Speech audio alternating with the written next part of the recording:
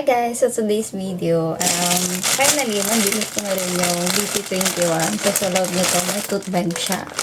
Ay, hindi ko pa alam kung alin ang makukuha ko. Ayan. So nakita ko siya sa Robinson sa City. Ayan. So bubuksan na natin.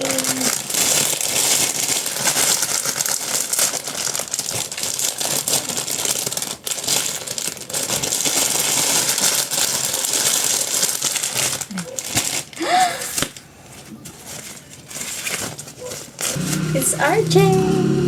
Yan. Cute. Palit lang siya. Hindi mo siya gano'ng kalaki. Parang ano. Asya lang siya sa ganyan kalaki.